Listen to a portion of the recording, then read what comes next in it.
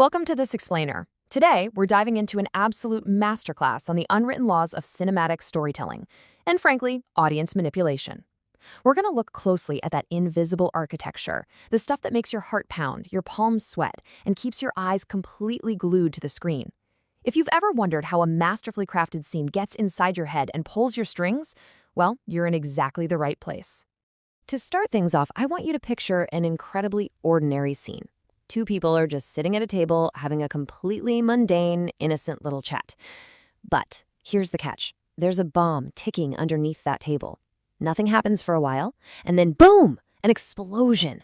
Now, you might be wondering, what is the exact difference between surprise and suspense in a scenario like this? Because honestly, this is the fundamental question every great filmmaker has to answer if they want to hook you into the psychology of fear.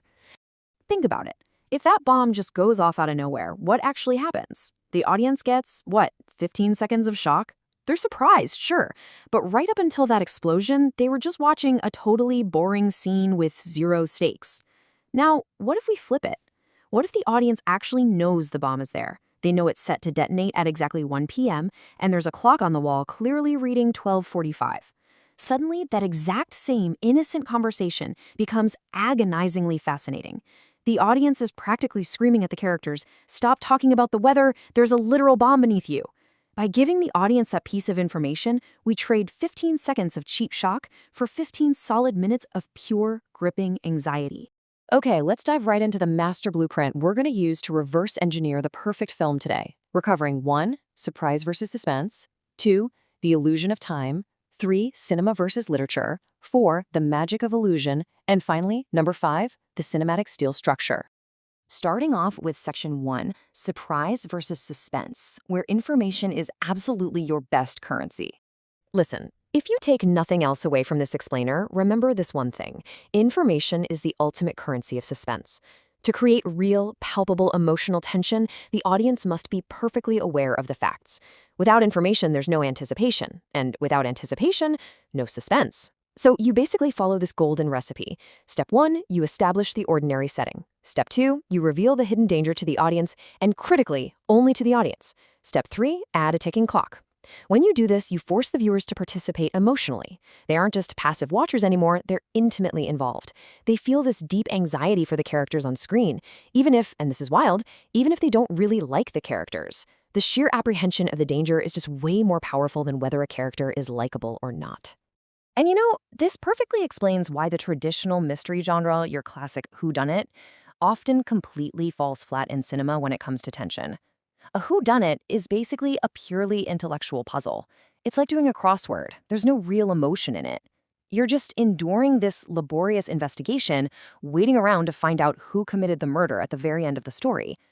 It generates curiosity, sure, absolutely, but it's totally void of emotion because it lacks that crucial fear of anticipation.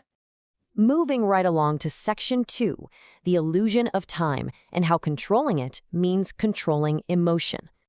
So once you know how to control the audience's emotion, you absolutely have to learn how to control time. Let's talk about filmic time. The ability to shorten or lengthen time is a massive requirement in filmmaking. There's absolutely no relationship, well, practically none, between real-world time and cinematic time. For example, a really fast action in the real world has to be deliberately geared down and stretched out on screen. If it isn't, it happens so fast the viewer barely even registers it.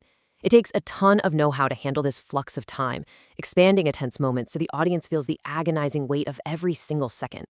A great way to think about how pacing works is the ratchet mountain railway metaphor. A sequence in a film can never just stand still. It constantly has to carry the action forward, building successive climaxes, moving the plot up this steep slope, cog by cog by cog. You are relentlessly building toward the absolute highest point of the dramatic curve. If that train stops, even for a second, the tension completely dies. All right, part 3, cinema versus literature, or mastering the language of the camera. It's really fascinating to look at how different types of writers adapt to the screen. Did you know a playwright actually often makes a much better screenwriter than a novelist? It makes sense when you think about it. In a stage play, you sustain interest for 3 acts, sure, but those acts are broken up by intermissions. The audience can grab a drink, stretch their legs, relax, but cinema? Cinema demands an uninterrupted, 2-hour psychological grip on the viewer.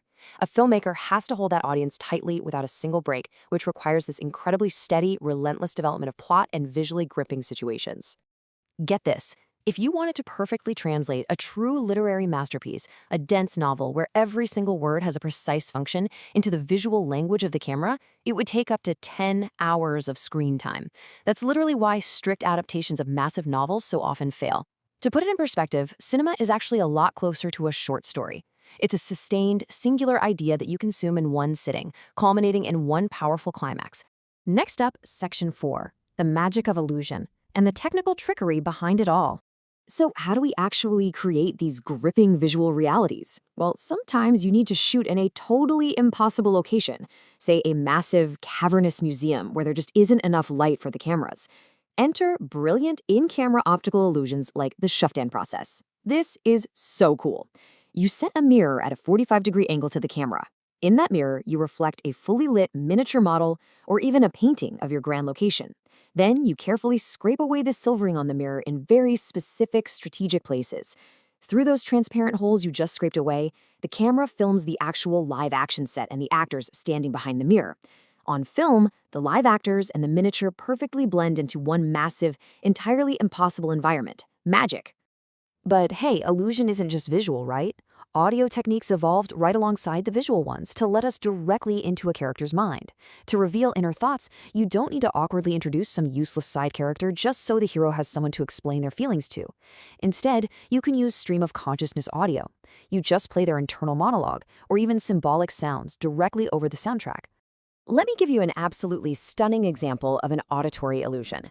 Imagine a young woman who was just involved in a terrible, traumatic crime involving a knife. The very next morning, she's sitting down for a totally normal family breakfast. Everyone is just chatting away about trivial things. To show her internal panic, the filmmaker manipulates the audio. The family's conversation becomes this blurred, confusing drone of vague noises. She doesn't even hear sentences anymore. The only thing that cuts through the mix, loud and clear, is whenever someone accidentally says the word knife. Knife, knife, getting fainter and fainter in her head until suddenly someone yells in a normal, loud voice, "Please pass the bread knife!" It is just a breathtaking way to simulate a character's sheer panic. And finally, Section 5, the cinematic steel structure. This is the foundational concept of it all. We've covered time, we've covered information, and we've covered illusion. Now we arrive at the final, most crucial overarching philosophy of this whole blueprint. Think of making a film exactly like putting up a massive skyscraper. You have to see the steel structure first. And I'm not just talking about the plot here. I mean the fundamental concept of the film as a whole. If that basic concept is solid, things will work out. But if the underlying structural idea is flawed before a single frame is ever shot, the entire movie is eventually going to collapse under its own weight. Here's the trap so many people fall into, relying on surface-level fixes. But hear this. Indifferent casting, throwing millions of dollars at famous stars, or rushing into production can never, ever fix a structurally flawed idea. You absolutely must step back, be brutally self-critical, and refuse to embark on a project until you have this inner conviction that the core concept is completely bulletproof. Everything else, it's just expensive wallpaper on a crumbling house. So the next time you sit in the dark of a movie theater and you feel your heart start to race, I challenge you to look past the famous actors and the big explosions. Look for the blueprint. Notice exactly how the director is stretching out time, playing with the audio mix, and feeding you secrets the characters have no idea about. Ask yourself, where is the bomb under the table in this scene? Because once you start seeing this hidden architecture of suspense, the magic of cinema seriously only gets better. Thanks so much for joining me on this explainer, and keep your eyes wide open.